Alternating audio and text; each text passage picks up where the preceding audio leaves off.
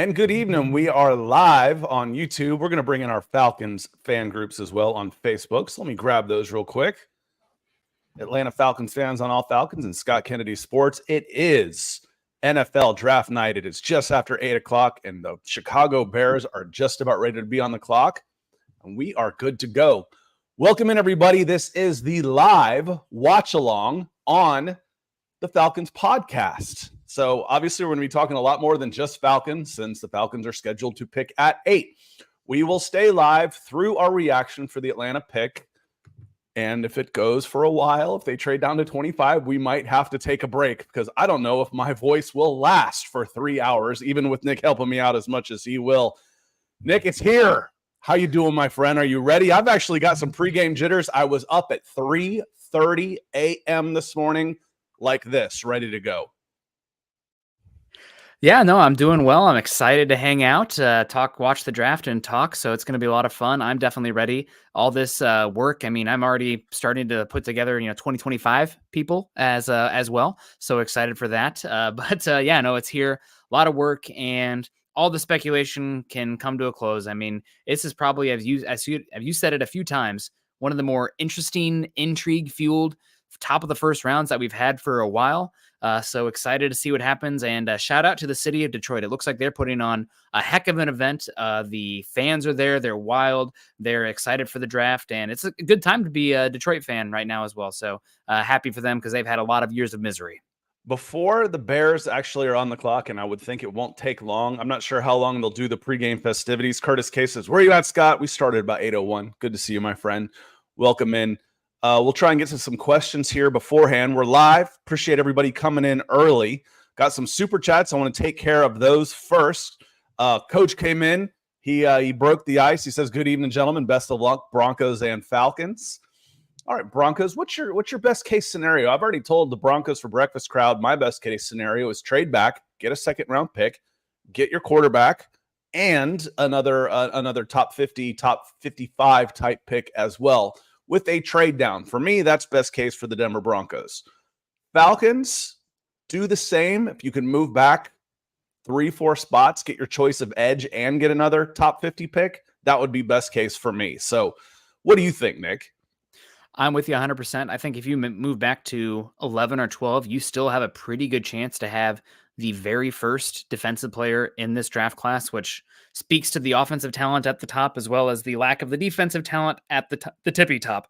It sounds like everybody's trying to trade up for wide receiver, offensive tackle, maybe cornerback as well in that 11-12 range, not as much 8. But as I've said here for weeks now, Scott, the Falcons sitting at 8 are in about like the most prime spot you could possibly be because 4 quarterbacks, 3 wide receivers, 1 offensive lineman. Either you're going to take a heck of a blue chipper or get a very good haul to move back. And you don't even have to move back very far and get probably some good capital back. I think probably the best spot to be right now is, you need the top 3 teams need quarterbacks. So they're going to have to be talked out of taking a quarterback, obviously. But if you're in love with Kyler Murray, if you think he's a future franchise and you're at 4, 4 is the spot. The Arizona Cardinals are in a really good spot here. But again, you can get a premier defensive player at 8, at 12, at 11, at 15. I think in that 16 to 18, that's about as far down as I would probably want to go. And still get one of those guys, get one of the corners. But John Harrell coming in with his super. He's changed up his car here, it looks like. He says, or I'm mixing up my Johns probably. He says, edge, please. Yeah, it's time. It is. When you talk about Dallas Turner being the fastest off the line, he had the number 140 of the defensive end / outside linebacker / edge at the combine. He had the number 1 vertical jump. He is good in coverage. He is the SEC Defensive Player of the Year. He can cover. He can rush the passer. Tied for the league lead in sacks at 10.5, despite the fact that he was in coverage more than any other edge rusher that they're talking about. So he's versatile. Dallas Turner at 8 makes a whole lot of sense to me, Nick.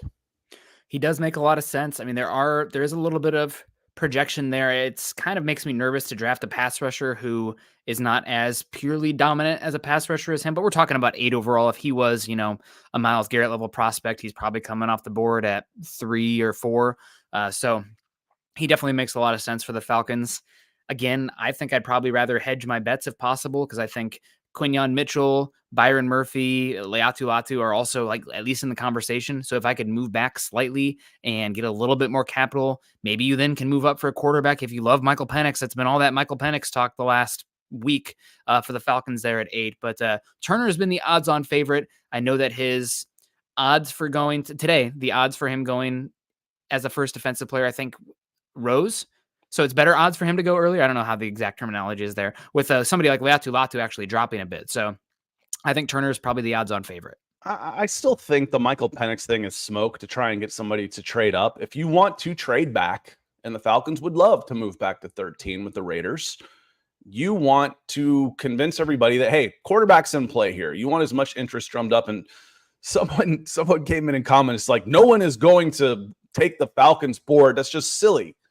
Like, well, it's not silly to think that the guy that you like could be taken before you are picking and you want to trade up. That's not silly. That happens all the time. Now, I think Michael Penix at 8, I think that's silly. I do. So I don't know how effective the smoke screen will be.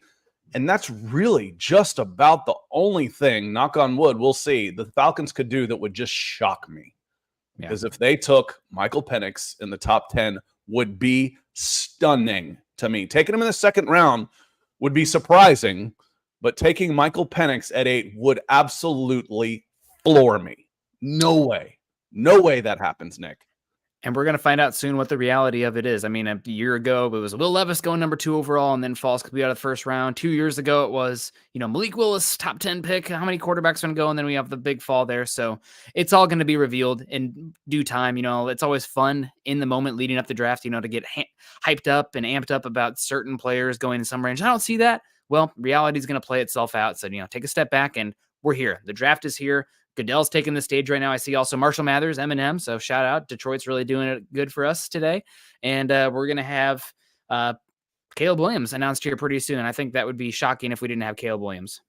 Yeah, I stream this so through the Roku, so I'll probably be 30 to 45 seconds delayed from live. And those of you who are on Twitter and all that stuff, you'll probably get it in the chat before I actually see it, before Nick actually sees it. So that's okay. It'll say the pick is in, and it'll leak a little bit. We'll be a little bit delayed on the live throw, on the live show. But Keith and Hall John says, thanks for the draft party. We'll appreciate you being here. Harry Marshall says it's up past his bedtime. He's up at 4. I was up at 4 this morning too. So again, nervous jitters. I'm like nervous about this. It's not like not for the Falcons, just for the whole thing, just because we've put so much time into this and that it's here, that I'm actually kind of nervous to see how this all shakes out. So, first 3 picks, will there be a trade made? Do the Patriots come out of 3? What do you think? I don't think so. It sounds like today the Giants made a serious effort to go up to number 3, and the Patriots would have been okay moving back to 6, then also maybe able to get up for 4 or 5. But top 5 pick at quarterbacks, a lot of times, it's not as much as bad as the process sounds to this, in my opinion, but it's not necessarily a front office coaching staff decision as much as it is an ownership decision. And it sounds like the ownership is gung-ho on quarterback. There was some talk about moving down, giving yourself a chance to take maybe McCarthy there. But I think it was Tom Pelissaro tweeted about 90 minutes ago that Patriots are still listening, but it's going to be very unlikely that you see a move. They are circling in and likely to take quarterback Drake Maye. So Williams, Daniels, Maye, I think is probably going to go chalk. And that's what we said from the very beginning. The 3 teams, there's 3 really top quarterbacks. That's what we've been saying for months. And then JJ McCarthy has gotten into the top 10 conversation. And the top 3 teams need a quarterback. How are you going to talk one of them out of taking a quarterback? It would be cost prohibitive to try and do that. Yep. When you want a quarterback, they need a quarterback. We'll just stay right here. Or you're going to have to offer me so much that I can't say no to this. Well, that would hurt your franchise. So it doesn't make a lot of sense. So do we see the Cardinals trade down, or do you think we go 1, 2, 3, 4? I think it's going to be 1, 2, 3, 4. I've also heard that the Cardinals, the one thing about the Cardinals, Scott, is I'm always a fan of trading back and getting future capital, but the Cardinals have 6 picks in the top 90 already this draft class. So if you can move back and, get yourself a future first round pick, stagger those contracts a little bit, that's fine. But at some point you need to take talent.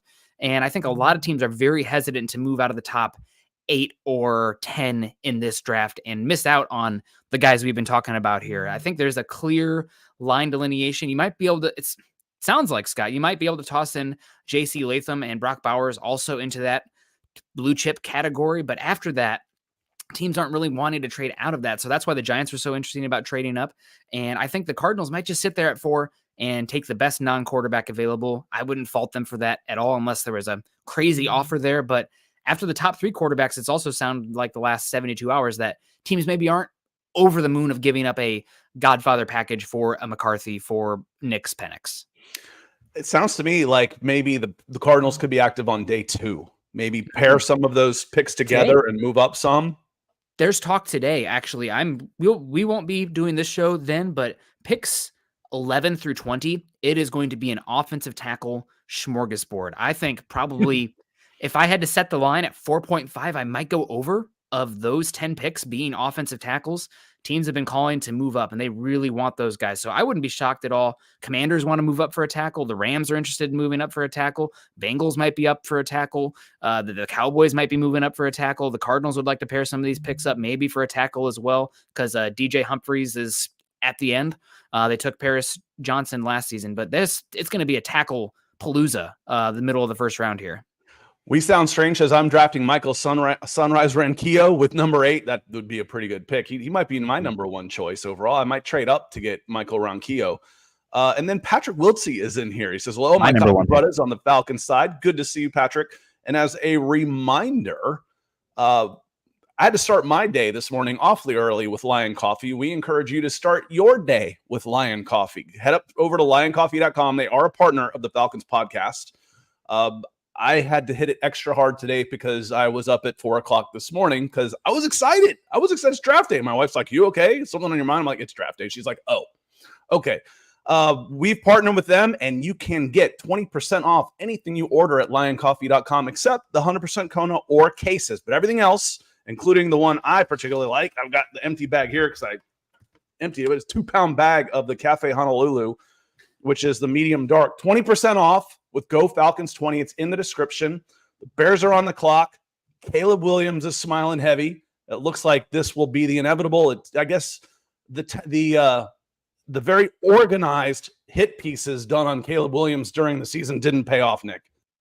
Yeah, we led up to it into the combine. I felt like there was like a crescendo of that. And then as soon as the combine was over, it's like, yeah, this guy's different than the other quarterbacks in this class, and we're going to take a shot on him. So we'll see how it plays out. The NFL seems to be pretty much in consensus that he is the number 1 guy, the best quarterback prospect since Trevor Lawrence. I've heard some people say that they like him more than Trevor Lawrence, a little bit more elastic and can do some different stuff off angles. Not that Trevor Lawrence isn't a good athlete, but he's a little bit more drop back. So Williams, a really good player. He's falling into a pretty good situation too for a team having the first overall pick. A lot of times you go to just an absolute albatross. Now, granted, Bears still picking in the top 9 this season, earning that pick, but you got a pretty good offensive line building blocks there. You got really DJ Moore is an awesome piece. Cole Kmet's a good piece there as well. And that number 9 overall pick. Get a big wide receiver at 9. If the wide receiver's there, I think that teams are going to be ringing on that Falcons hook there at 8 overall, Scott. We'll see what happens, but I don't know if Rome Odunze is going to fall past that 8 spot. We'll see. Well, it could be a nice pick swap with the Bears and the Falcons. You know, again, move back, send us a 3rd, and we'll move down to 9, and you can take Rome Odunze if he's there. Should be really interesting. And then, again, the hit pieces went to Drake Maye. They've gone to Jayden Daniels. It'll be nice when all this is over. I'm looking forward to seeing this done, and looking forward to talking to Greg Elrod. He's come in tonight. He says, and I might say that it is good to see Nick like he didn't just wake up and get out of bed. Yeah, this is evening, Nick. Nick looks sharp. Me, it's like past my bedtime. After 8 o'clock, I'm in bed like at 9:15, 9:30, and then I'm up and ready to go. Looking forward to having a great show. Praying for a trade back. Go Falcons. It certainly makes a lot of sense. How far will they go? On our mock draft on Wednesday, we traded back twice. When someone says there's no way you get 11 and 23 for 8, I'm like, well, we sent 2/3 also. So moving up to 8 and getting 2/3, is that worth an extra? You're 23, maybe. maybe. That's not completely out of the question. I think it's still kind of unlikely, but hey, PFF liked it. So that's what we did. That's what we did on that one. Mike Harvey coming in as well. He said, I did a mock and traded our 2 picks, and that's probably, the first and second, and next year's one for Cincy's pick at 18 and their second at 39. Took Turner and Quinyon Mitchell. That is something to watch. We've talked about doing that a lot. Packaging those 2-3 somehow with your number 2 and moving into the back end of the first round and taking your corner. Or if you trade down and maybe the edge that you like isn't there, you get your corner first, and then maybe a Chop Robinson, maybe a Latu False. As I was filling out a mock draft for someone today, I didn't find a great spot for Jared Verse and Latu. I still had them in the 20s also. So it seems kind of strange without any trades and whatnot. I'm like, okay, I don't want them there. I'd rather have the offensive tackle for this team. I'd rather have the corner for this team. And Verse and Latu started falling. So maybe you get your corner and then a trade up and you can get edge in a second. Falcons are in a good spot on this one, Nick. They really are. It's going to be fun to see what happens. I will say, I know that Harvey also made a comment before about trading that future one of the Falcons. Falcons are going to be odds are going to be a good team next season, competing, obviously, favorites, I would say, for the NFC South. But we see the Bears on the clock right now. It is always risky business to give up a future first because the valuation difference between a bottom first round pick and the number 1 overall pick is astronomically different than a future second round pick. So, if you have to do that, that's okay. But giving up a future first is risky business. I think I'd be pretty concerned of doing that. Is there any way we can do that without giving up that future first? 2 things I want to get into real quick. They say the pick is in, and I'm sure it's going to be Caleb Williams here. So it's just a matter of time. 2 things I want to get into. Some news today, speaking of wanting to draft wide receivers, Nick, A.J. Brown getting $32 million a year, guaranteed. 3 years. I'm like, okay, 3 years, $96 million. Like, what's the guaranteed money? Oh, almost all of it. $30+ million wide receiver. Yeah, you want to tell me why I want to draft wide receivers? That's why. The Titans got some good production out of him and traded him for a first-round pick and change, if I'm not mistaken. Yeah. Or a second rounder, but they got a pretty good deal out of him. And now, he's a 30-something million guy. I want wide receivers in the draft, especially this draft, Nick. And then John Harrell says, what do you think about a trade with Cincinnati for Hendrickson?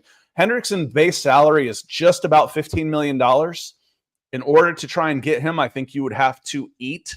The Bengals would have to eat some of that deal, and they don't want to eat any money on him. Otherwise, they just pay him more money.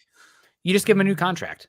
He'd be coming with a new contract, so you wouldn't have to worry about what that base is, because it would be, you'd lower the base this season, and it'd be 2 more years after that. That's one of the reasons that he's requesting a trade, is because he wants a new deal. So I wouldn't worry too much of that. I think it would be a deal agreed upon, pretty much with the trade happening. And we got the Bears selection coming in. Caleb Williams is hugging his mom.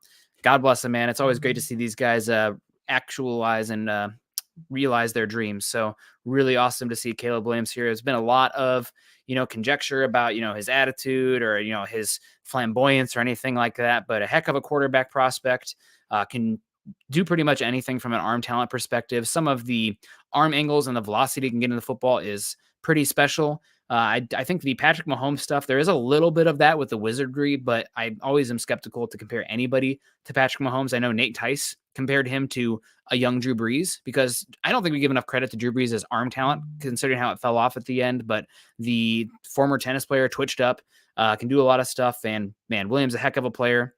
Excited to see what he can do this season. I really, other than, some of the weird, personality stuff with him, I think a lot of people didn't like Williams because they see the brand USC and it's like, wait a second, they should be winning way more. But then you watch USC, especially on the lines of scrimmages, and it's like, oh my God, this is a horrible football team, actually. So crazy for USC. Lincoln Riley might be on the hot seat after this season, honest to God. But this is a no-brainer, and happy to see Caleb Williams here. I think part of it is fatigue also, to a certain extent. Yeah. We saw, when you see underclassmen that have these eye-popping numbers, and they hit the peak of their Q rating, especially at a place like USC. Lamar Jackson had an amazing second season. I mean, he was putting up video game numbers, but people are like, oh, yeah, okay, we've seen it and done it. Didn't want to talk about him. But he's at Louisville. He's not at USC and LA with all the glitz. He kind of under the radar. So rather than hate on him, we just kind of ignored him. Tim Tebow hit the peak of popularity too. And the overexposure on him, people hated him.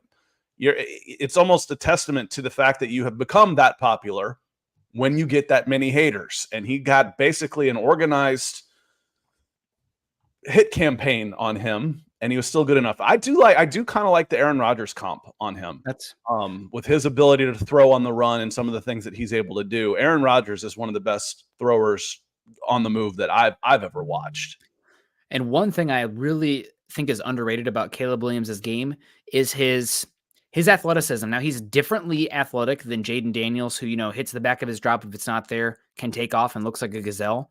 But I don't know if this is the right word to use for him, but the thickness that he plays with, the solidness in his base, his ability to stay in the pocket and just have guys draped off of him, bounce off of him. It's like trying to tackle a tree trunk, kind of. So he's not a big, tall guy, but he is strong. He is twitched up. And also, it sounds like a really incredible guy in the film room, too. Very intelligent, can do a lot of different stuff. Again, I come back to USC this season. I think the offense wasn't really good for him. I think he held on and he had to play hero ball to win games. They just showed a highlight where USC lost. It was like 52-48 versus Washington. I mean, he put up 48 points, right? Or 42 or something. I mean, what's he supposed to do? He had to go out there and play hero ball a lot of times. So that reminds me of blaming a guy at quarterback for when you had a 28-3 and losing, without throwing like 4 pick sixes. Kind of similar. You know what? It's a team game. It is. So again, the quarterbacks get too much credit. They get too much blame. They're well compensated for it. So we don't exactly feel sorry for them. No. That puts the Washington Commanders on the clock. Oblivion Empire, good to see you, Jason. Hope you're doing well. Is it really going to be Jayden Daniels? Because we've been talking, for the past 14 months until the last month, we've been talking Drake Maye and Caleb Williams. Yeah. 1A and 1B. Is it really going to be Jayden Williams? Has he really jumped over Drake Maye? It's finally time to find out. And then we'll find out. We get these questions. Why is Drake Maye's stock falling? It's not yet. He goes below 5, then it is. Then we'll know. Otherwise, it's just yak. Yep. Yeah, I'll say I don't really totally understand the Caleb or the Jayden Daniels over Drake Maye conversation. I think he's like 3 years older than Drake Maye. He played with arguably one of the best wide receiver duos in college football that we've seen since LSU had. Who they have? Jefferson and Jamar Chase. Jamar Chase. I mean, he also played he's a weird quarterback because he takes so many sacks. A lot of times he looks to escape if that first read, second read isn't there. Not a lot of middle of the field work, but sounds like a really hardworking kid. A lot of snaps, a lot of repetition, a lot of growth over the last 2 seasons as well at LSU. And another person who it was almost a travesty that LSU didn't have any sort of defense this season because of how good their offense was. They could have been a challenger that offense might have been the best in college football this season, honestly. So Jayden Daniels sounds like he's going to be on the clock. I got 3 minutes left. That gives you an idea of how far behind I am. If you're watching it live, mine's at 2:51 right now. And I love this question from James. He says, is the lack of defensive talent due to colleges only concerned with scoring 60 points per game? Does that put a priority on drafting defense for the NFL since the talent is becoming scarce? Nick, what do you think? I've put a lot of thought into this in the past. I think that it's cyclical. I think that there's different years that have different strengths, and we talk about year after year after year. Oh my gosh, where are the offensive tackles? We are desperate for some offensive linemen. And then you get a year like this year where probably 10 of the first 40 picks are going to be offensive linemen, which is really high, maybe even 12. So I think it's cyclical. Next year, I'm just looking ahead already, but next year you have probably on paper 4 or 5 defensive players that might go before any defensive player in this class. So I think it's more cyclical year by year, just like, 2 years ago, we had an absolutely craptastic quarterback class, and this year looks a lot better. So James, I think it's the rule changes is what I think it is. I used to be all about, I started working professionally in scouting with the media. So it's not like I was working for a team, but working for y'all in 2002. and I was all about defense, especially down here in the South. You know, in 92, I absolutely loved that Alabama Crimson Tide team. I'm 19 years old. I was actually at Auburn and had all kinds of admiration for that team.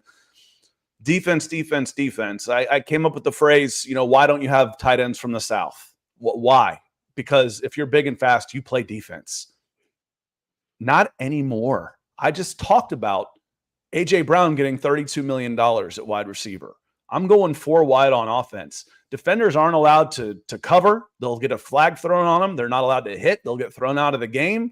You're not allowed to sack the quarterback. Who the hell wants to play defense anymore? So these uber athletes, it could have been corners, could have been safeties, could have been, there's still edge guys out there.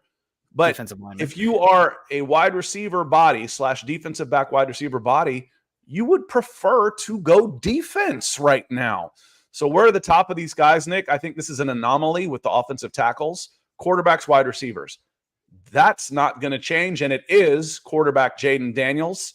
So, James, I think the rule changes and the money based on the rule changes has influenced where the top players are and their offensive skill guys, wide receivers. Quarterback hadn't changed, but more wide receivers than cornerbacks these days. Yeah, for sure. I will say that the past 2 seasons, we've been having a trend where it's been defense again, has been very strong. A lot of it has to do with Vic Fangio's influence and a lot of zone 2 deep safety shells and playing more soft zone coverages, playing first and second down like you would third down. And that has resulted in a historic low of explosive plays across the NFL.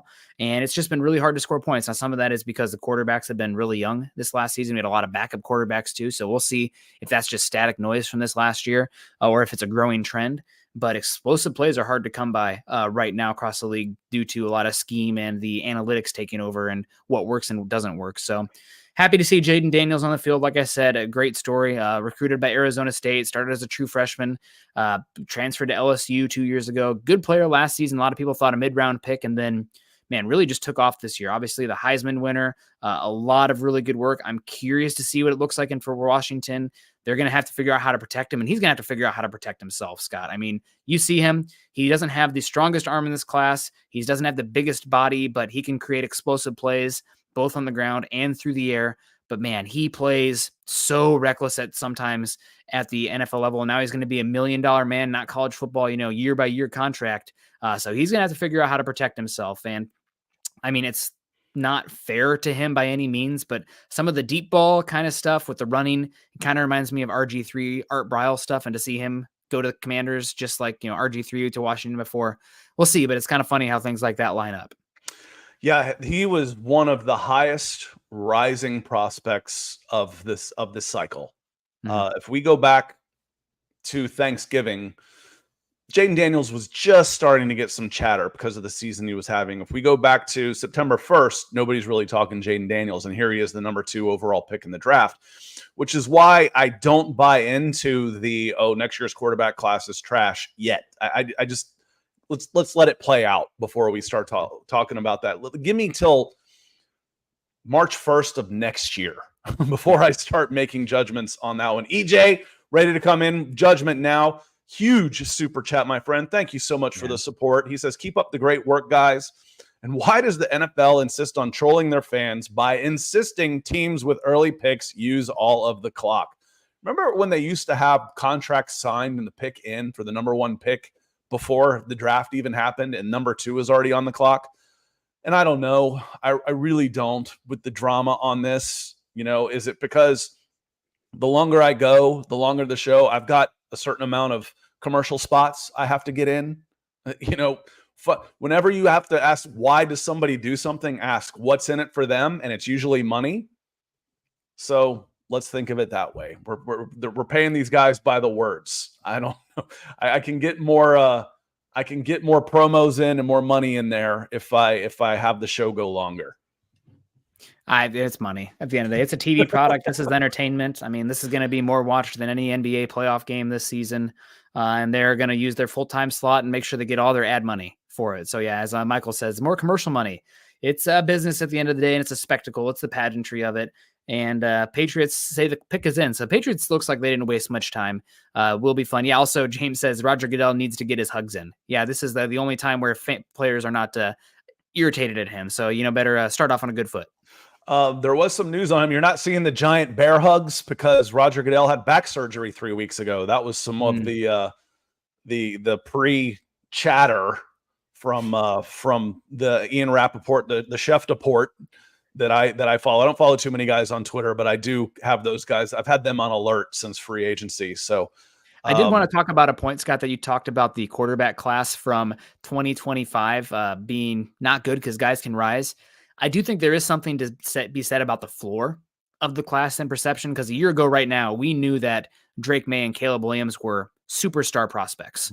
And we don't have really that, in my opinion, at least, that superstar prospect next year. Now, that doesn't mean guys can't rise or come out of there, and it could end up being a great class. But I do think that the floor is lower from at this point now, because we don't have agree. Where are we right now, Nick? Yes. We're not as high, but I'm not going to say, the idea of, and for our Broncos fans in here watching who still are looking for their quarterback, well, you have to get a quarterback now. You have to do whatever you take to get a quarterback because next year is bad. So you mean to tell me that the 5th or 6th best quarterback in this draft is better than the first quarterback next year? Maybe. But I'm not willing to come out and make that as a definitive statement at this point.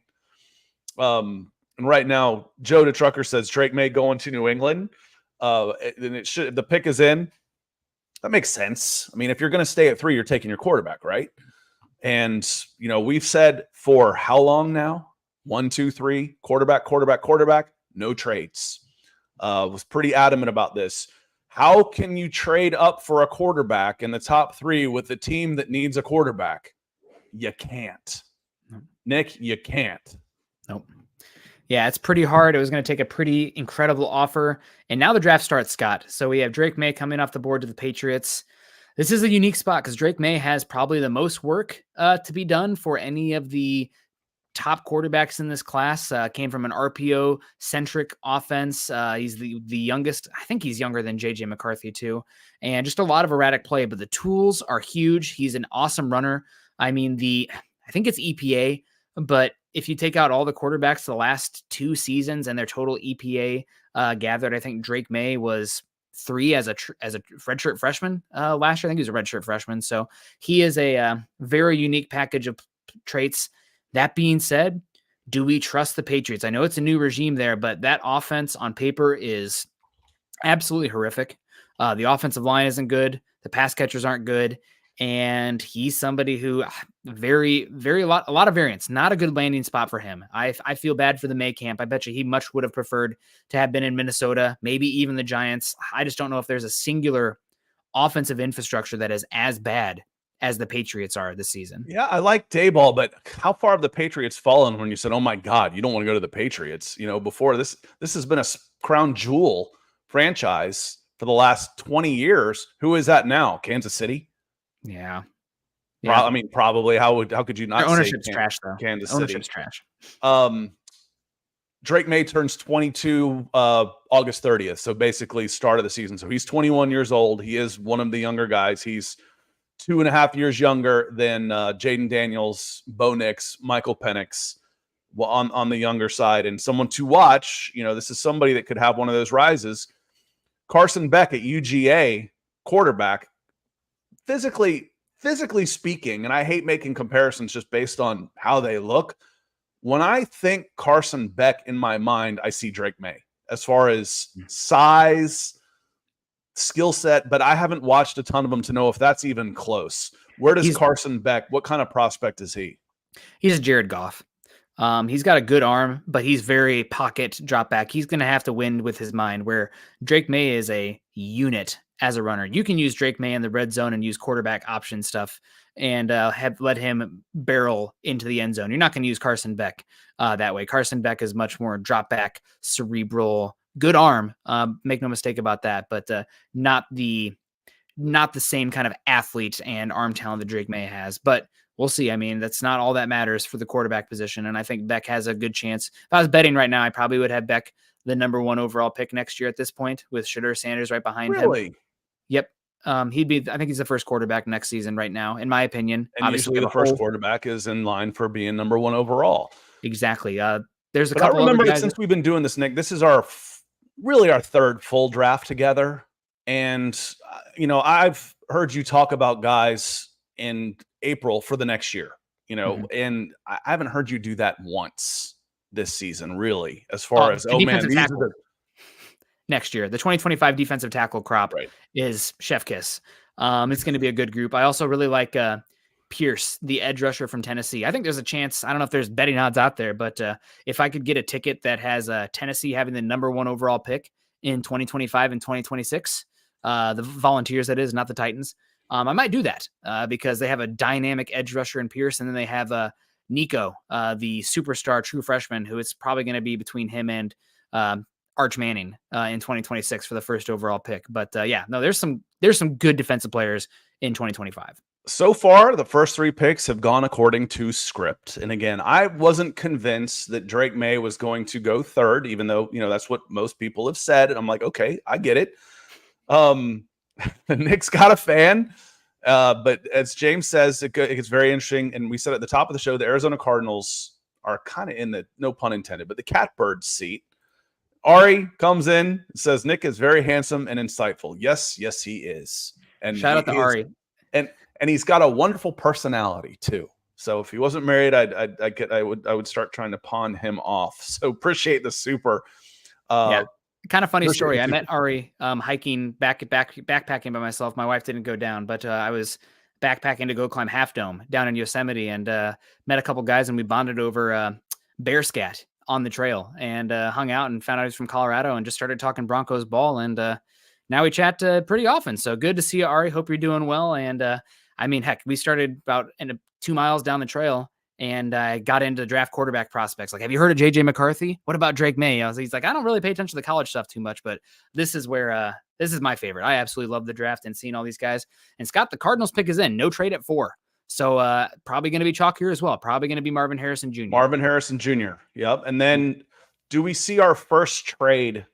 Because I think the team that really wanted to trade, because again, you were talking Marvin Harrison Jr. 14 months ago as well as being the first position player off the board. Mm-hmm. And I don't know if it's official yet, because I see Goodell and he's sitting there talking. It is Marvin Harrison Jr. Yep. Okay, so we are going, and I hope y'all like this. We're doing a follow along, so you can watch this and keep an eye on things. We'll go Marvin Harrison Jr., wide receiver, Ohio State. The Chargers absolutely want a wide receiver. They absolutely want an offensive tackle. There are a bevy of them available. If you want to go up and get JJ McCarthy, this is your first real opportunity to do it without having to to talk somebody out of Marvin Harrison Jr., who would be multiple first-round picks. And I'll tell you, this is a tight sphincter hour for the Giants there at 6, because it sounds like they really want a wide receiver, and the Chargers could sit here and take one. I think there's a dark horse chance here, Scott, that they end up going JC Latham here, just because they do have Slater, and we know that Harbaugh wants to run the football. Ideally, I think the Chargers would like to trade back, but we'll see. Is anybody going to be willing to move up to that number 5 spot to take JJ McCarthy? This is McCarthy watch now, without a doubt. So going to be interesting. Now things get spicy. And we talked about the Cardinals a lot. I heard the last 48 hours that they were not going to trade, that they locked in, and they don't want, there's a certain player that they want that they don't want to let go. Well, when you talk Marvin about Harrison Jr., if they can get the next Larry Fitzgerald, he's worthy of a number 1 overall. Yes. Especially without having to trade up. Yeah. I mean, that's what you're going for here. And again, it is going according to plan, and no big surprises just yet. Now's when you can start. We've said all along, if you're going to make a trade, you have to know who's going to be available. You cannot trade until you are on the clock. So the Chargers are on the clock. I'm going to call them San Diego till I die. I swear to God, I am. This Nabers fall, I think Rexton too freshish. I think Odunze would be more likely to fall than Nabers. What do you think on that one? I don't know. There's been a lot of talk the last 48 hours that the Giants actually prefer Odunze to Nabers. Odunze is a very high floor player. He can play slot, Z, X, blocks his ass off, a physical player. And I mean, really, when I watch Michael Penix, I come away being like, wow, the left tackle and the wide receiver. Those are the guys when I watch the Huskies that I'm like, those are the guys that I want. But Chargers still on the clock. No trade announced yet, but there's a lot of talk that Odunze actually could be the guy for the Giants in the end. There's also some talk that Nabers has a little bit, he's a wide receiver. So, is it a big deal or not, but he's a little bit more, what's the word? High maintenance compared to Odunze, who's going to come in and he's going to work. You really, I don't think you can go wrong with any of them, but you talk about the New York stuff there with Giants, also with what they've had recently with Odell Beckham, as well as where's Rome Odunze from? I think he's from Vegas. Is he? Okay. I think he's a West Coast guy. He is a West Coast guy. Yes. So I think that, again, the Giants also, especially with the Maras heavily involved, the owners of the group, after having to deal with, the flamboyance / distraction of Odell Beckham Jr. and just the absolute chaos that was Kadarius Toney. Maybe they go with somebody who's a little bit more, less volatile, I guess, based on reports, and a little bit higher floor in Odunze. But we'll see. Chargers still on the clock. Maybe somebody comes up here. Maybe the Chargers take Odunze. I mean, he blocks his butt off. They're going to take a wide receiver. They better block if they're going to play for Harbaugh.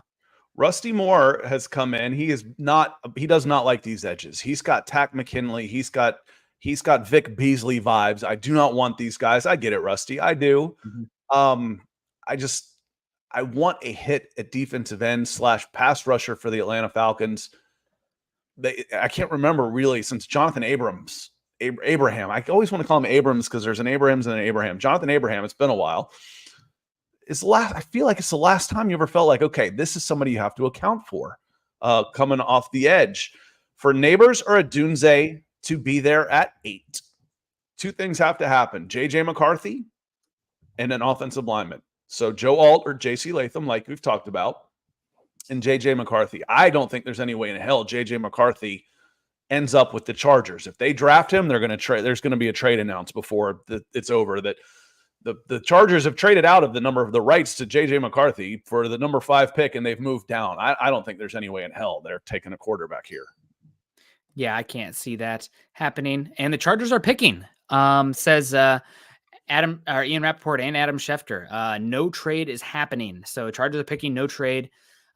Could this be your shot on this one? They just lost receivers. The receivers are old.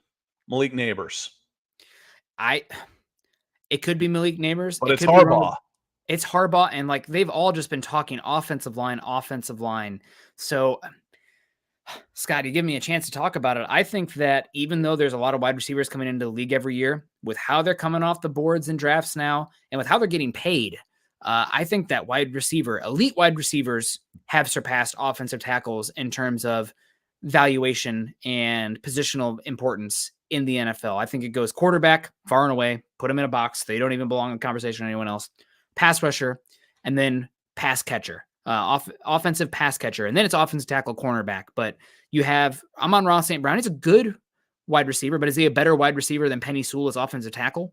No, he's getting more per year than Penei Sewell is, which is not too crazy for me. We saw the Cincinnati Bengals and take multiple wide receivers come off the board before Penei Sewell. I just think elite wide receivers, even though there's a lot of them, you need somebody who can go score a bucket for you. And that's on the playmakers a lot of times on the outside. So I think that wide receiver actually has jumped offensive tackle in valuation. Listen, that's not how I would do it, but on the whole, I agree with you.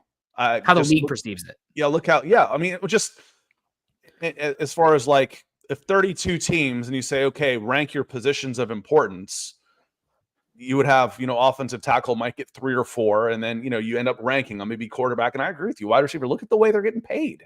Yep. For years, the second highest paid position in the NFL was left tackle behind quarterback. That has changed. And the rules have changed. It's harder to rush the passer. It's harder to cover. So it's easier to play. The running game isn't as big a focus. Being able to do something with the ball in your hands has changed. So that's why I kind of think with this crop of wide receivers at 5, I kind of think it's going to be wide receiver. Even if it is Harbaugh who wants trenches. That said, you look at their roster, they've got 3 tackles on their roster right now. Trey Pipkins, Rashawn Slater, and Foster Sarrell. I'm not sure. He didn't even play.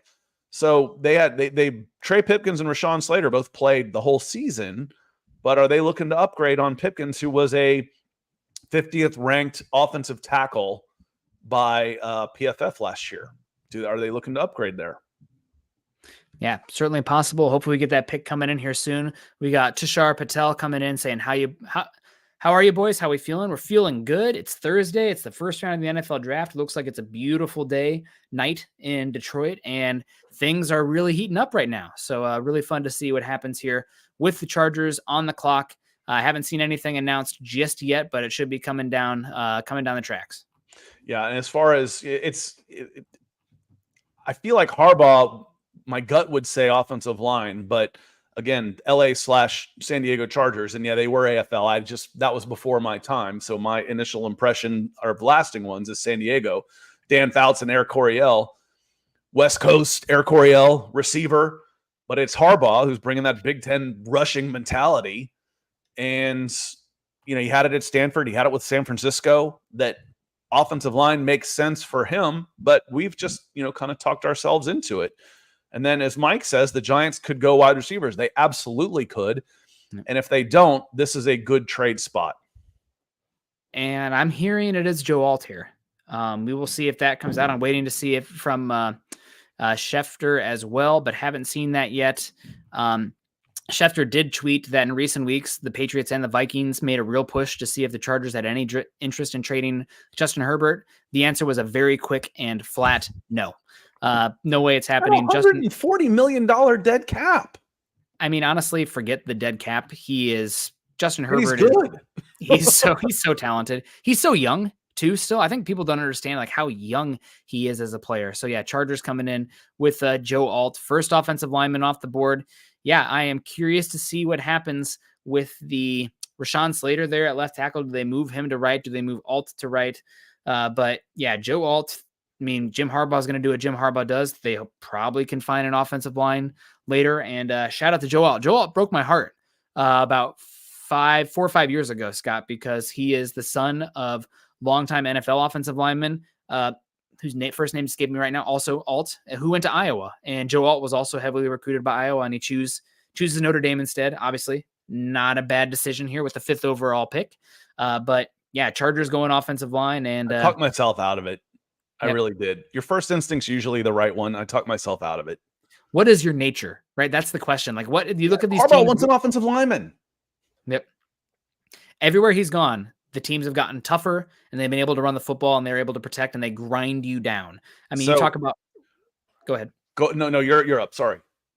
I was just gonna say. I mean, it's an identity pick for the Chargers, and it's a building block, and you're hoping that you can get an offensive or pass catcher later. We keep talking about the depth of this class, but Alt's a good pick here. I don't think he's like a superstar tackle to the level of Penny Sewell or even Tristan Wirfs coming out. I don't see him being the same in the run game. I don't see him being the same level of twitch.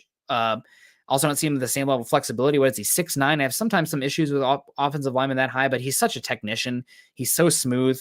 His dad, 2-time Pro Bowler with the Chiefs, John Alt. So good pick here. Not surprising at all. I bet you the Chargers would have loved to have traded back and maybe got an offensive tackle a little later, but coming off the board here with Joe Alt, not a bad pick. Very, very high floor. And Justin Herbert's got to be happy because, man, do you remember the Broncos-Chargers game last year? They beat the snot out of him. And the Broncos couldn't get after the quarterback, but they sure did the Chargers. They pick again at 37.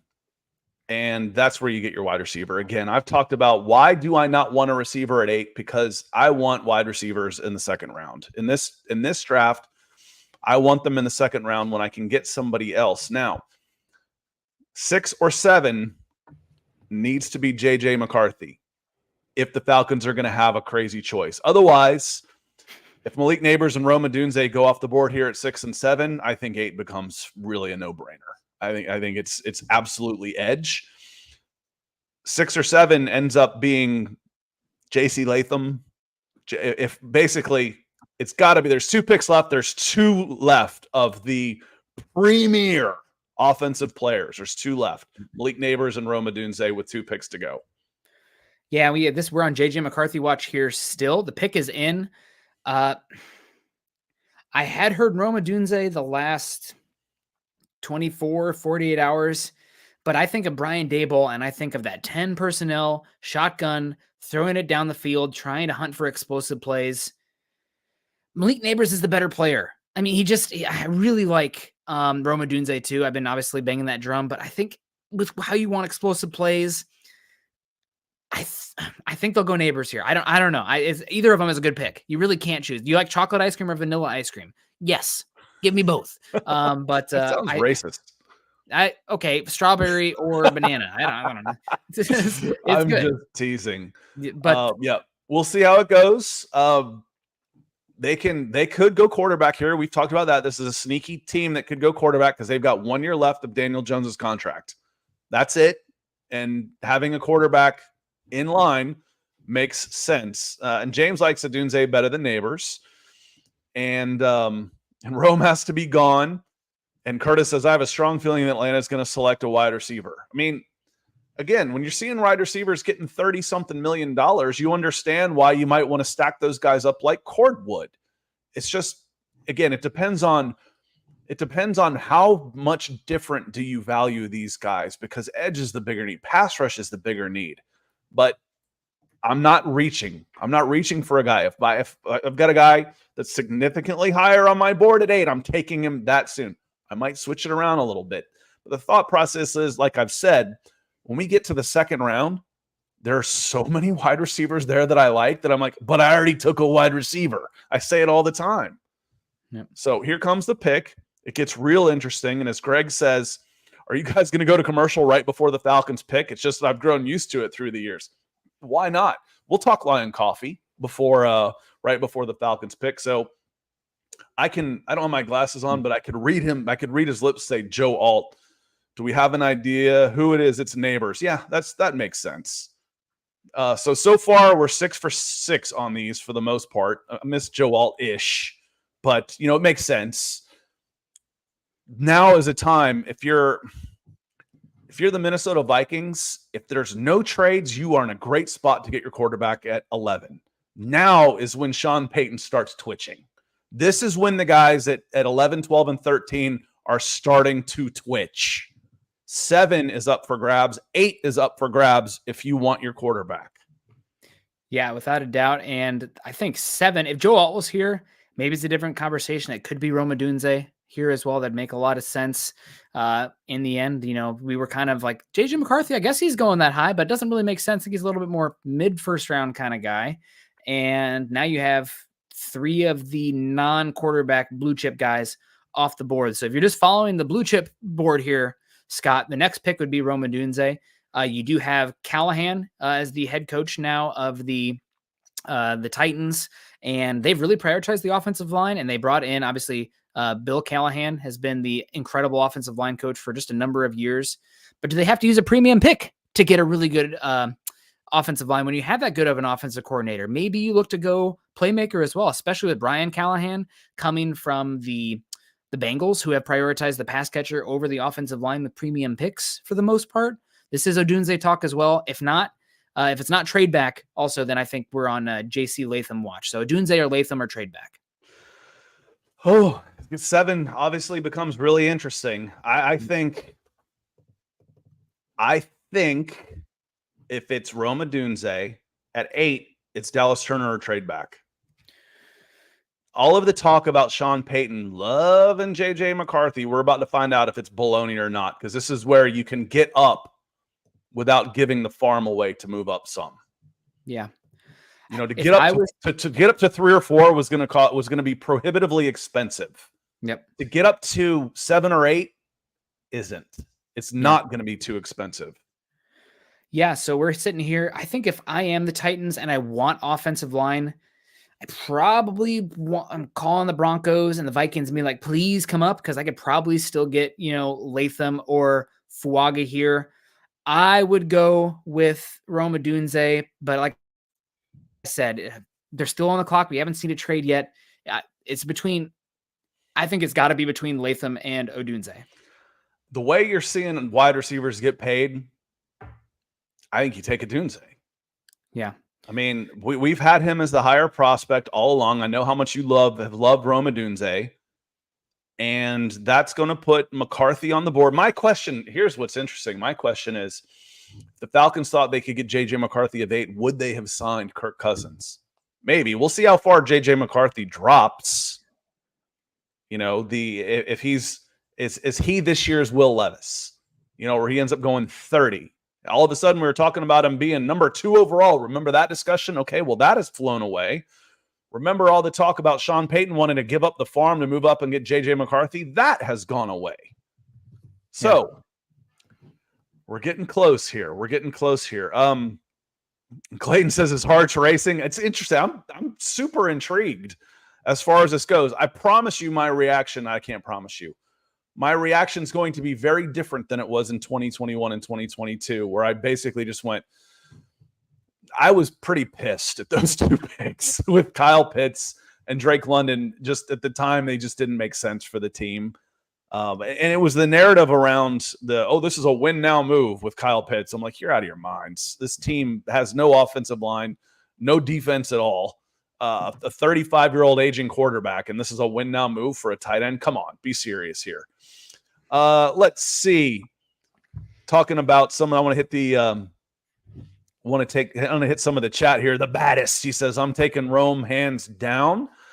So we're going to find out if he's going to available. So I wrote a story on allfalcons.com saying this is what has to happen for the Falcons to have a really tough pick. There's going to be some people that are pissed if they take a wide receiver. I wouldn't be. Again, you got wide receivers going for $30 million. You got Calvin Ridley going for $25 million. You got Jerry Jeudy going for $20 million. You got to draft these guys. You've got an opening at wide receiver 2. You absolutely do. I get it. Yeah. I want a fire-breathing edge rusher. Is Dallas Turner that guy? Is Leatu Latu that guy? Is Jared Verse that guy? If they are, that's who I want. Are they that guy, though? We'll find out what the Falcons think shortly. They're at commercial. The Titans pick is in. American Rat Ass. I love the name, dude. He says, hey, Scott, love the content. I watch you all the time. I just never get to see you live at work due to work. Let's go, Dirty Birds. Thank you, my friend. Appreciate you coming and checking in. Glad we were able to be here at night to get to see some new faces, because we do on YouTube alone, we do probably 4 to 5x of our views are on demand, so you don't get to watch live. So welcome in. Glad to see you. Hope you hit that subscribe button so you got the alert, and appreciate the super, man. It's humbling for you to come in. John Harrell says, I never paid this much attention to the draft ever. Thanks, Scott and Nick. It's fun. This stuff's fun. What really started getting me going was 88. The Falcons had the number 1 overall. And in 1988, the Falcons had 7 straight losing seasons, which was most of my life. I was 15 years old. They had the number 1 overall, and they took Andre Bruce, and then they had the number 1 pick in the second round. They took Marcus Cotton. Didn't work out that well. Andre Bruce wasn't as bad as people remember. He ended up being in the league for 10 years. He couldn't have been the biggest bust of all time for a guy that spent 10 years in the NFL. Bruce Pickens owns that one for the Atlanta Falcons, but that's another story. But then the next year was the Troy Aikman, Barry Sanders, Derek Thomas, Deion Sanders draft in 89. And I was freaking hooked on that one. So that's where it started for me. We Sound Strange. He's into it as well. Mark Schrader, good to see you. Hope it's doing well in Texas. Appreciate the support, Mark. Hope you're doing really well. And it does sound like the pick is in for the Titans, and it is going to be JC Latham. It is JC Latham. It just got interesting. So it didn't just get interesting for the Atlanta Falcons. It's interesting for the Minnesota Vikings, for the Denver Broncos, for the Las Vegas Raiders, with JJ McCarthy falling. I think the Vikings would love JJ McCarthy at 11 without having to make a trade. Yeah, I think so too. What would be really crazy is if they passed him there. But we'll see. I mean, was JJ McCarthy the overhyped one? And, I liked him coming out, and I was like, oh yeah, 12 overall makes sense for JJ McCarthy. And then all of a sudden, like, top 3 pick, like, whoa. Yeah, number 2 overall. I didn't like him that much. Yeah, we've gone too far. I said I'd rather have him than Bo Nix, but that doesn't mean I wanted him at 2. I would have, if the Falcons didn't sign Kirk Cousins, I would have been happy with McCarthy at 8.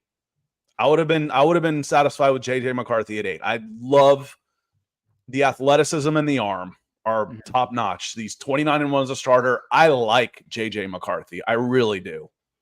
Yeah. Yeah, he's a fun player. I think, some Alex Smith to him, but you can win a lot, especially on a rookie contract with somebody like that. But yeah, JC Latham to the Titans. I almost feel a little bad. Man, how fun this would have been like 5 years ago when they had Derrick Henry, you're running people over, and you have Latham, who's just an absolute mountain of a man, 360 pounds. I'll be curious to see him at tackle because the recent run on offensive tackles from Alabama has not been great. They have not been the most agile. They've honestly been better guard types than offensive tackles. But yeah, JC Latham, somebody that was a year ago now, we'd have gone JC Latham, top 5, top 10 pick. He kind of falls. I remember there was some people I really respect did a mock draft, and JC Latham didn't even go in the first round. Might have just been an oversight by them in that one. But here he is, super powerful player. And with how much you're seeing light boxes, duo being run, somebody who can just forklift people on the offensive line makes sense. If he ends up at guard, it's probably not as good of a pick, but really just strong player. And Scott, honestly, we love our offense. We love defensive line more than offensive line, but Latham is like one of the best anchoring offensive linemen I've ever seen. If he gets in front of you and drops his butt and you have to try to get around him or run through him, it's over. It's like trying to push through a 10,000-pound boulder. I like to say they just kind of swallow guys. It's unbelievable. Engulf. They are engulfed by that. He looks sharp too. I like the suit as he's walking up. Sunglasses are nice. He looks good. He looks really good. I love it. I'm happy for these guys. I really am. Mm-hmm. I am pro player on these things, and while I think the whole idea of this is un-American, it's like we're gonna tell you where you're gonna go play in this Monopoly. It's still fun. It's still a dream come true for these guys, and I am very happy with them. It means the Atlanta Falcons are on the clock. Don't break the commissioner. The Atlanta Falcons are on the clock, and if you're following along here, it has happened. 2 offensive linemen went. It wasn't the 4 quarterbacks and 3 wide receivers. It was 3 quarterbacks, 3 wide receivers, and 2 offensive linemen, which means Rome Odunze has fallen. The Falcons have put in a lot of work on Michael Penix.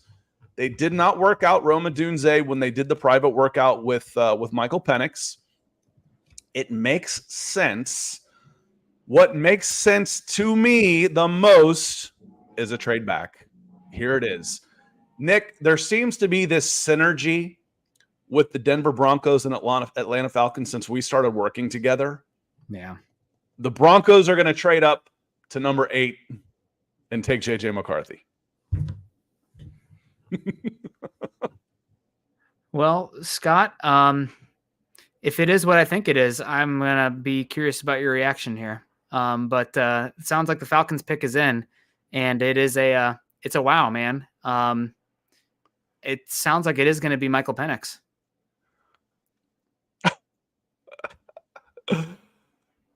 Oh, there's just no way. That's what it sounds like right now. There's just no way. That is pretty shocking. You know why I don't speak in absolutes? This is why. This is why I don't speak in absolutes. Michael Penix at number 8. With McCarthy on the board still, too. Are you trading back? Is it because you're working out a deal with the Raiders? No, it's going to be Michael Penix here. Had an unbelievable year with the Washington Huskies, has been great in the pre-draft process, was probably the best arm talent quarterback in this class besides Joe Milton, can sling it around. I guess his medicals came back clear, and there'd been a lot of talk about Michael Penix here recently, but you really, I wonder how Kirk Cousins' camp is feeling right now about this, but you definitely have one of the more talented and interesting quarterback rooms in football, and it's one of those things I talked about on the show on Wednesday, Scott, that right now it seems like chaos and crazy, but maybe 5 years from now, you're like, wow, we're really happy that we got that guy. But yeah, this is a pretty crazy pick, in my opinion, if it is indeed, from what I'm seeing, it hasn't been announced on my feed, but I've seen it other places. it being Michael Penix. So this is this is probably the craziest one so far. Yeah, it doesn't make any sense to me. It really doesn't. Again, I've said I like Michael Penix. I've said that, when I watched Michael Penix and Bo Nix, to me it was obvious which one was the NFL guy. 24-year-old quarterback with balky shoulders, balky knees. You just got a 36-year-old quarterback that you're giving $25 million to this year and $42 million next year. Your window is open. You've got edge rushers all over the board. You've got a premium wide receiver on the board. You've got a hole at cornerback. And you're going to take a quarterback at 8. Again, I mentioned just a few minutes ago, would the Falcons have signed Kirk Cousins if they thought JJ McCarthy was going to be available? If they thought, well, now Michael Penix was going to be available? No. You don't sign Kirk Cousins if you're drafting a quarterback at 8. You don't draft a quarterback at 8 if you sign Kirk Cousins. It doesn't make any sense. Holy cow, I've got an eyelash in my eye. Apologies. I'm not crying. I don't care that much about it. It just doesn't make any sense to me. I mean, you go tight end in year 1. You go one of the first pass catchers in year 2 after like 5 go off the board when you could trade down. You go running back in year 3. And now you go quarterback, the 4th quarterback at 8 after just spending your money on a free agent quarterback. That's insanity. That's insanity. Here, so the pick is in. I got to scroll all the way down here. Keep going. I got to keep going. No, you passed him. Did I? There he is. Where? Down, Washington logo. Right after the Bo Nix. They're back to back. I got to scroll all the way down to take Michael Penix. Unbelievable. Yeah, and good comments in the chat. Insanity. Good comments in the chat here. Oh my God, that's insanity. There's a lot of people jumping over here to see what you're saying. Now, I saw a question in here. I'm going to answer this one first. Greg Elrod says, could it be that Cousins might not be ready for week 1? Is his health not what we've been told? It doesn't matter. A rookie's not ready for week 1. You're not going out there with a rookie quarterback in week 1 in order to start your playoff run. He's a rookie. It doesn't matter. If Kirk Cousins isn't ready for week 1, a rookie quarterback doesn't help you. And it's not even like he's young.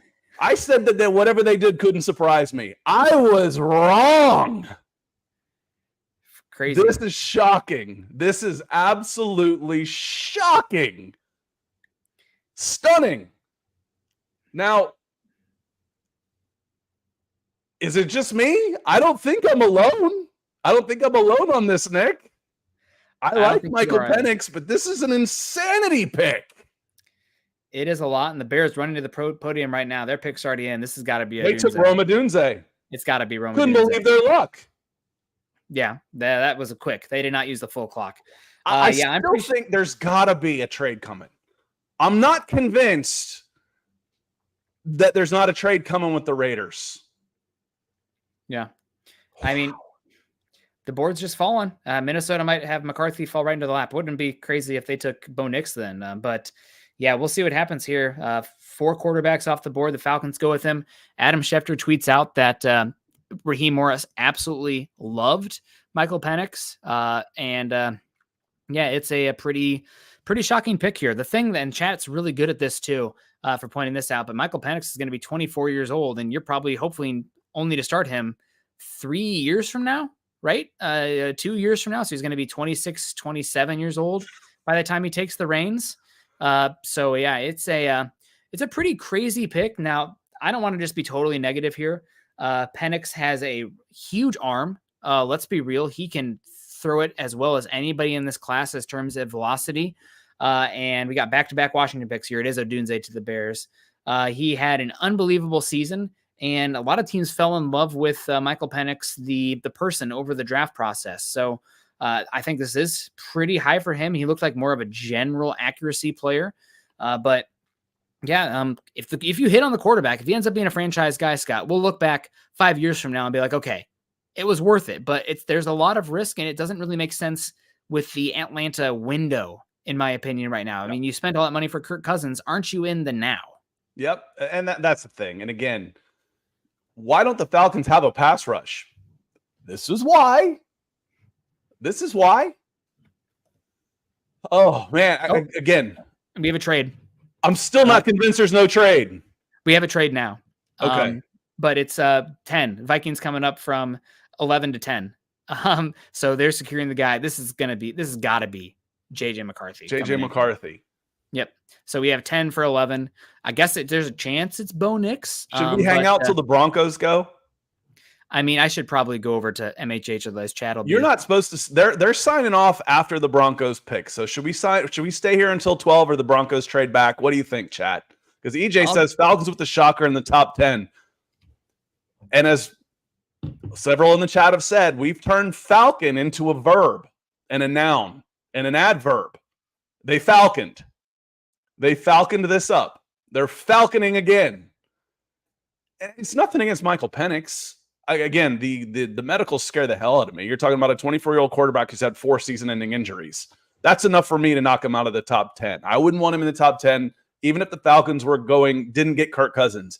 But the fact that you signed a 36-year-old quarterback and gave him $90 million guaranteed at 36 years old, your window's now. And if it's not now, then why'd you sign him? Then why did you sign him? If you wanted Michael Penix, what the hell did you sign Kirk Cousins for? That makes 0 sense. 0. Yeah, it is pretty crazy to see that EJ, happen. let me read your super brother. I certainly appreciate it. My phone's blowing up naturally. Falcons with the shock. I did read this. Is Terry Fontenot calling the shots? This has Rich McKay or Arthur Smith all over it. Should have been Rome Odunze or Brock Bowers or Dallas Turner or Terrion Arnold or Quinyon Mitchell or hell, Olu Fashanu, Byron Murphy. I could come up with 20 guys I would have taken before this pick. And I said there's really nothing they could do because I didn't think there was any way, anyhow, and I've said it for months, well, since they signed Kirk Cousins. There's no way. I didn't think they'd take one with the first 2 picks. That included the second round. No way. Absolutely no way. Denver Broncos fans that are in here, every once in a while you hear me call you spoiled, because you've won championships, you've had quarterbacks.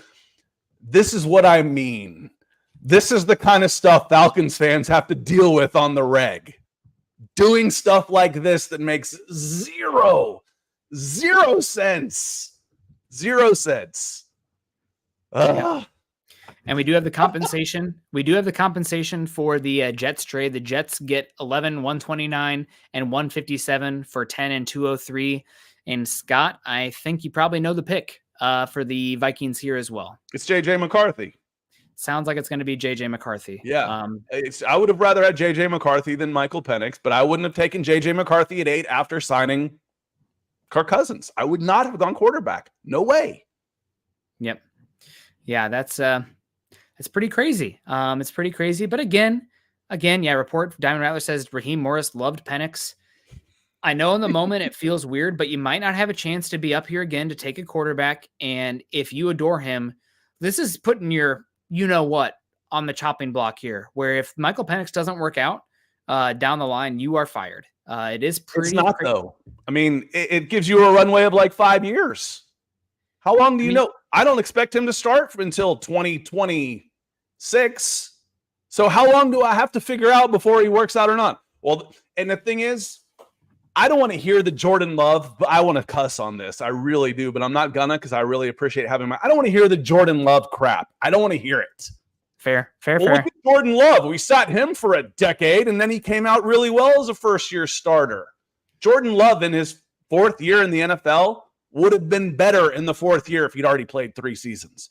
Yeah, he was good in his first year, but his first year was his 4th year. His 4th year in the NFL would have been better if he'd already been playing. So putting these guys in and magically thinking they're all of a sudden going to become Jordan Love is insanity. That's insane. Jordan Love is good because he's good, not because he sat. Ugh, I really can't believe it. Smack my head. SMH is right, Chase. I cannot believe it. I really can't. I can't believe. I'm shocked. It is crazy to see, without a doubt. Again, you might not be picking up here again.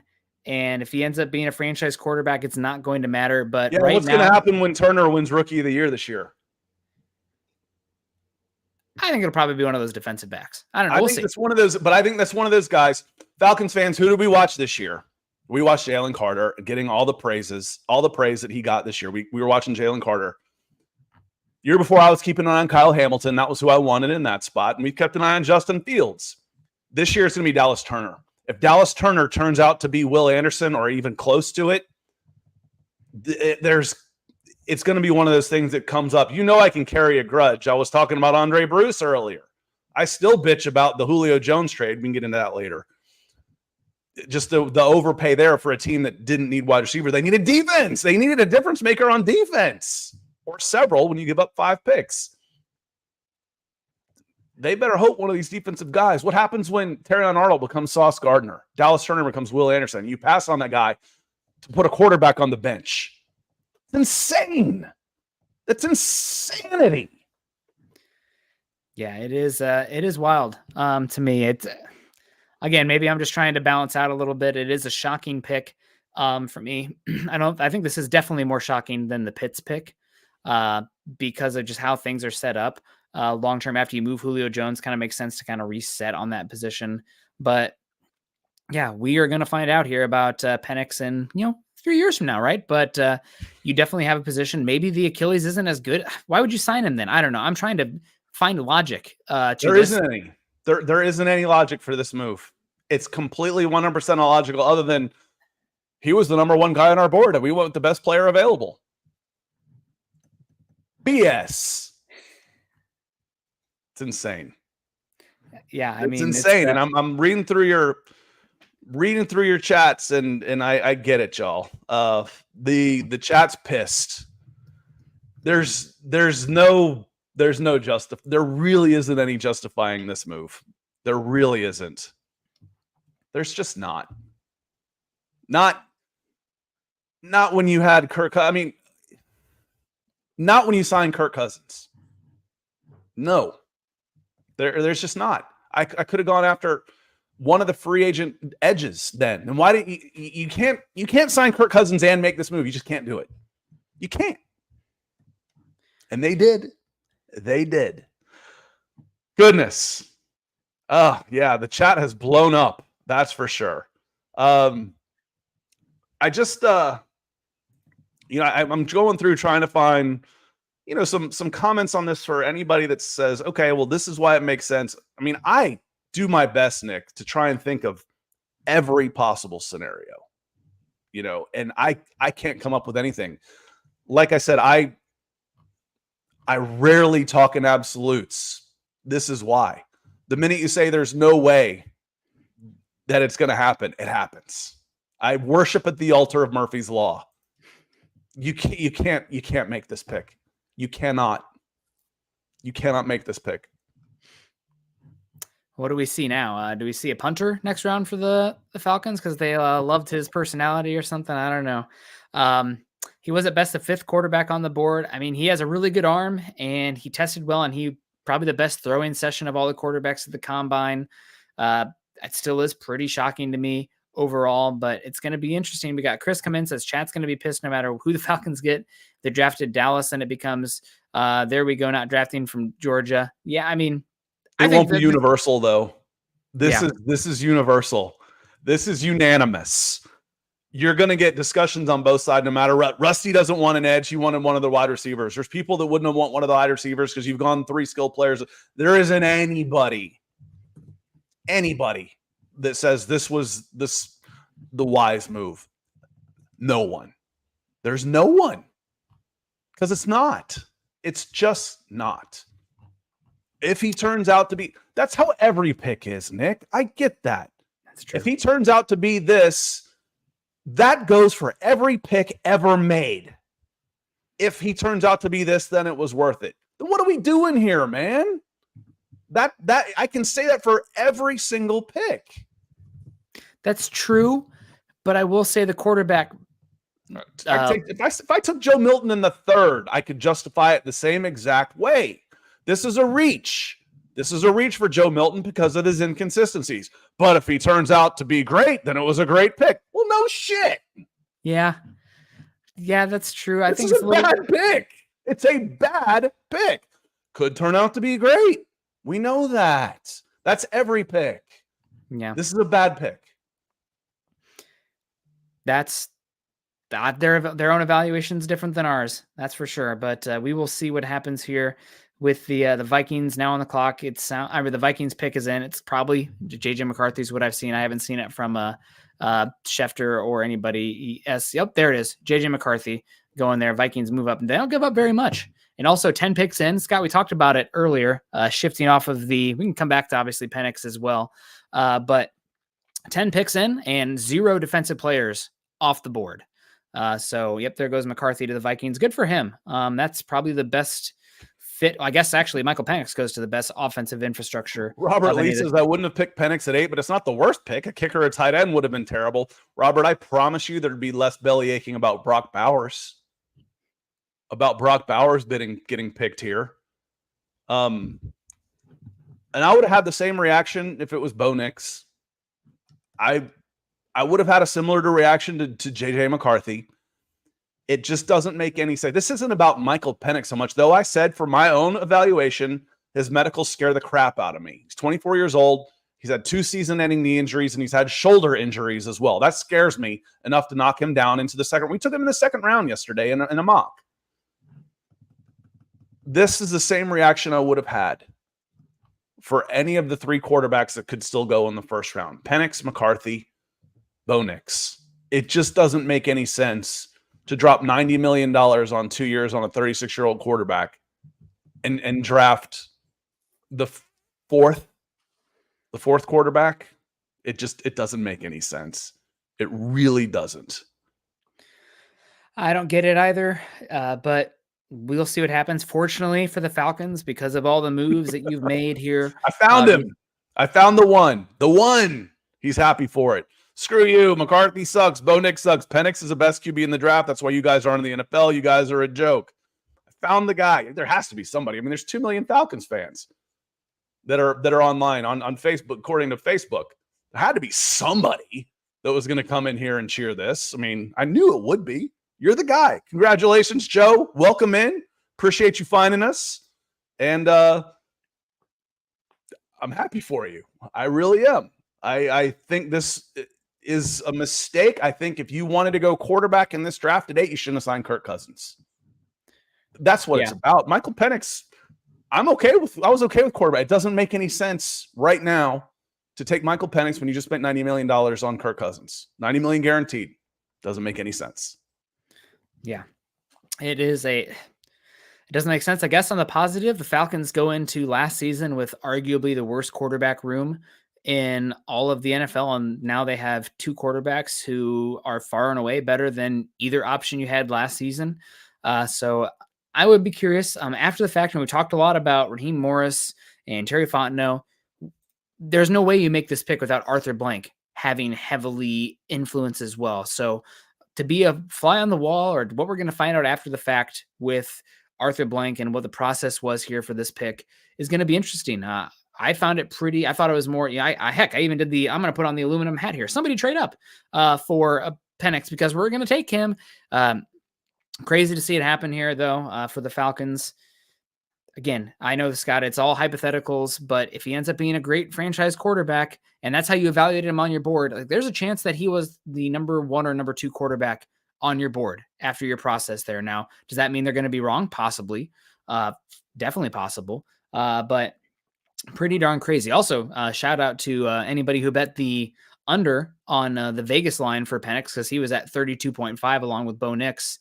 Already 5 quarterbacks off the board. We'll probably see Bo Nix here pretty soon. I don't know. Haven't heard about the Broncos pick yet, but yeah, it's going to be interesting for the Broncos here. And yeah, sorry sorry, Atlanta fans who are upset about that. Also, we do have the Jets pick in, Scott, another offensive tackle off the board. It is Olu Fashanu, offensive tackle from Penn State. So a defensive guy still hasn't gone. No defensive guys yet. The idea of trading back into the 12 to 13 range to get the number one defensive guy makes sense, because Stephen B says maybe the Falcons really think Turner is Beasley all over again. That's fine if Dallas Turner was your only option. If he was. What about Rome Odunze? What about Brock Bowers, Quinyon Mitchell, Terrion Arnold, Byron Murphy? I could list 20 guys I would have taken in the spot before I would have taken a quarterback. The fourth quarterback in this class. There's 20 guys before I would have taken QB4, at least. Probably more than that. Probably 40 that I would have taken before that. And Chase says, just saw a clip of Arthur Blank at this year's Super Bowl talking about how to find a quarterback, and he referenced the Packers and Jordan Love. Sorry, Scott. Yeah, I talked about that a little bit earlier. I mean, just miss me with that stuff. The idea of, if I take a quarterback, he's magically going to become Jordan Love if I sit him for 3 years. That's insane. That's insanity. Jordan Love is good because he's good. Because he's a good quarterback. Michael Penix will be good in the fourth year of his career if he plays in year 1 or if he plays in year 4. He'll be better in year 4 if he plays in years 2 and 3 and gets that experience, and he's not going through those rookie growing pains. He'll be better in year 4 if he plays. So it's pretty insane. So that was 11. So the Broncos are on the clock. Draco says, and again, Chase, I get mad when people do just stupid stuff. That's what I get upset about. When Arsenal signed a player I couldn't stand from Chelsea. I was mad. He got $30 million. He was terrible. I was mad because I'm like, pay me $3 million and I'll save you from making a mistake like that. This was a bad pick on the surface. Yes, it could be good if it works out, and he could be the franchise. Yes, he could. We can say that about every player that they will take. He could be a superstar down the road, and then it became worth it. But in the process of evaluating the draft picks and setting up your board and taking and filling your needs with the best prospects available, this is a miss. This is a miss on this draft. And if they get better than a C from anybody, I'll be shocked. I will be. Draco Mantis, he says, hey, Scott. Hey, Nick. Love watching you guys. First time commenting. Welcome in. Absolutely the worst pick possible with us spending on Cousins. I want anyone on defense. Anyone. Trade back. Trade back for my God. If you didn't like Turner, fine. Whew, there's going to be some players. There's going to be some players that they passed on that are going to be stars in this league. You better hope to God. It's like I said, it doesn't matter. By the time, if the Falcons are bad, by the time they realize, if the Falcons and Kirk Cousins don't work out, Michael Penix, Terry Fontenot, this regime will be gone. It will be their legacy that we talk about. Remember how stupid that was? Goodness. Yeah, pretty crazy. And we have the Broncos pick. It does sound like it's going to be another quarterback here, Scott. Sounds like it's going to be Bo Nix to the Broncos here at 12. So quarterback. Yeah, we've said that one forever. I think that's a bit of, I think that's a reach for Bo Nix, but it just that one's made sense. They have a gaping hole at the quarterback position. You've got a smart, mature, accurate quarterback who can be a robot in Sean Payton's system. Bo Nix makes sense. The odds of him going to Denver were really high. The question I would have for Denver fans is, how come it was really just Denver? And if it wasn't the Broncos at 12, then he's probably going in the second round. That makes me a little nervous when you start reaching for a guy like that. But it brings hope to the Denver Broncos for sure. You see a light. Okay, this could be the guy. I have hope for next year now. I can't go into this with Zach Wilson and Jarrett Stidham. I have no hope then. I don't even want to watch. Greg Elrod says, could it be that Atlanta front office already knows a penalty for tampering next year is severe and they wanted a quarterback and thought they had to get him this year? Probably. No, because you probably don't take a quarterback in the first next year either with Kirk Cousins. If Kirk Cousins plays great, You're happy to pay him his third year, maybe even his fourth year. So you've got more of a runway. There's no real justification for this pick, Greg. Logical justification, other than we think this is Steve Young reincarnated. That we think everybody else is crazy, and he should have been the number 1 overall pick. And we thought we got the best player in the draft, number 1 overall. And if you thought that because of where everybody else was, you never, ever, ever should have signed Kirk Cousins and cost yourself picks for tampering to boot. Yeah, pretty crazy. So we have 6 quarterbacks off the board in the first 12 picks. That's definitely going to be a record for NFL history. As we talked about, rules changing, quarterbacks getting older, wide receivers, quarterbacks. Yeah, pretty wild. Pretty wild. So I probably have to hop over to the Broncos channel here, Scott, to leave you here. But we'll be live again tomorrow. What time do we want to go? 8:45 in the morning is when we will be back. We will react. My first reaction is usually pretty close, so I don't think I will simmer down much tomorrow. We'll react to the rest of the first round, and we'll get to see where some of these defensive players went, and we'll be keeping an eye on them, and we'll see if a trade happens, if Michael Penix is still an Atlanta Falcon tomorrow morning, because it still doesn't make any sense to me. I still can't wrap my head around it. So you can go ahead and go, and I will sign off. Nick, thank you very much. If you want to follow Nick, he's going to hop over to youtube.com/milehighhuddle. We will be back tomorrow morning. Nick and I are going to be on at 8:45 in the morning, react to the first round, react to the Falcons pick. We'll take a look at the day 2 things you can get. I want to talk about want to hit some of the comments on here. Joe's back. Hey, Joe. He says, plus Kirk Cousins is just a little above average quarterback. That's fine. You still gave him $90 million, and you shouldn't have signed him. If you're going to sign Kirk Cousins to $90 million guaranteed, you don't take a quarterback at 8. Again, the 2 moves don't make any sense at all. It's almost like you're saying, we effed up before he's even thrown a ball. That's what this move made. We made a huge mistake in signing Kirk Cousins. That's what this move says. We shouldn't have signed him. Oh, we got him to keep it warm for Michael Penix so we can stink again for another 2 years because we don't think he's that great. It doesn't make any sense. A verified idiot says this was the best pick in years. A verified idiot. I think you're kind of playing a part on this one. I get that. EJ comes in. EJ, thank you for your support tonight, my friend. He said, Scott, if it isn't only Atlanta that makes questionable draft choices, I hope I'm wrong, but I have a tough time believing a guy that can barely throw it 55 yards on air in shorts can succeed in the NFL. Now, he's talking about Bo Nix going to the Denver Broncos, and the pick is in.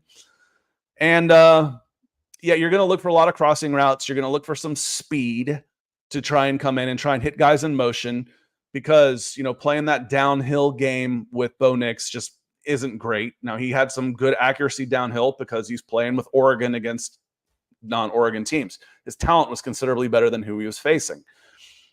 The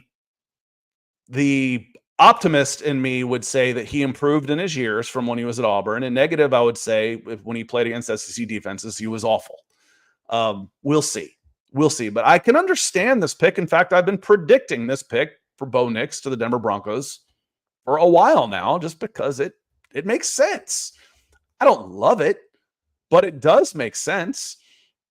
Mike Harvey says maybe Cousins was always the 2-year guy brought in to mentor the franchise quarterback, which is now Penix. Maybe. It's a lot of money for a mentor, though, isn't it? That's a lot of money. Why not get Joe Flacco? Why not get a Jacoby Brissett? Why take the number 1 free agent and give him $90 million guaranteed when I wanted a stable pony for my franchise quarterback who's 24 years old and has multiple season-ending injuries? Doesn't make sense, does it? No, it doesn't. As Stephen B says, $90 million for a mentor. Exactly. It doesn't make any sense. If I'm dropping $90 million guaranteed on a quarterback who's 36, I need to take advantage of that, or I don't need to pay him $90 million. That's what it comes down to. To me, this pick says we screwed up already. So I don't get it. I really don't. I don't think it was a good pick in a vacuum. There were other ways I would have gone. I probably would have preferred JJ McCarthy in that spot if you wanted quarterback. If you sign Kirk Cousins to $90 million, you do not go quarterback at 8. You just don't. On that note, y'all, I am going to get out of here. I appreciate you signing in and reacting. I really can't believe what I saw tonight. We're going to sleep on it. We're going to be back tomorrow. And I have a feeling my feelings aren't going to change a whole lot. So on that note, I'm going to get out of here. Michael says, I never wanted Kirk. That was the first bad move. Well, now you sign $90 million, and he's probably going to cost you a couple of draft choices for tampering, and then you back him with a backup quarterback. You can't make this stuff up, y'all. You really can't. Eddie says, I'm tired, and I need a cup of Lion coffee and roasted Falcon. There's something to that, Eddie, for sure. Dave, appreciate you being here. I want to say thank you to all of our Super Chat superstars, and there were a bunch of you tonight in live with us tonight. Coach, John Harrell, We Sound Strange, Greg Elrod several times, Mike Harvey came in a few times, EJ, Ari, Rusty, American Radass, cool name, Mark Schrader, Quentin Caldwell, EJ was in here, Chase a couple times. Thanks to all of you, and I miss anybody. I think I got everybody that came in. I feel like I missed somebody. Keith and Ellen Johnson on the Stars side. Thank you. Get your Lion coffee. You're going to need some of that caffeinated bliss. Falcons should still be good next year. Just might not be as good as they could have been if they had gone with an impact player that they could actually put on the field next year. On that note, I'm going to get out of here. I will see you tomorrow morning. Enjoy the rest of the draft. Y'all have a great night. Have a good one.